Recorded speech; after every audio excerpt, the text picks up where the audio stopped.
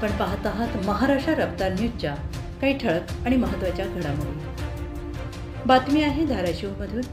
धाराशिव जिल्हा उमरगा तालुका येथे सकल शेतकरी बांधव उमरगा तालुका जिल्हा धाराशिव बाळासाहेब माने यांच्या उपोषणाखाली शेतकऱ्यांना हमीभाव मराठा आरक्षण नॅशनल हायवे क्रमांक 65 चे निकृष्ट दर्जाचं काम अशा विविध मागण्यांसाठी गेल्या 8 दिवसांपासून अखिल भारतीय छावा संघटनेचे श्री बाळासाहेब माने उपोषणास बसले आहेत। त्यांची तब्येत दिवसेंदिवस खालावत आहे आणि याबाबत विविध संघटनांच्या वतीनं आपल्याकडे पाठपुरावा करून सुद्धा आपल्या कार्यालयामार्फत कोणत्याच प्रकारची दखल घेतली जात नाही। जर आपण लवकरात लवकर उपोषणाची दखल घेऊन तात्पुरता हायवे क्रमांक 65 वरील पडलेल्या खड्ड्याचा प्रश्न मार्गी लावत नाही तोपर्यंत टोल वसुली बंद राहील। तर दिनांक 8/10/2024 रोजी दुपारी 2 वाजता तलमोड टोल नाका बंद करून निषेध करण्यात आला। प्रतिनिधी राहिल पटेल, महाराष्ट्र रफ्तार न्यूज, धाराशिव उमरगा। अशाच नवनवीन बातम्यांसाठी पाहत राहा महाराष्ट्र रफ्तार न्यूज।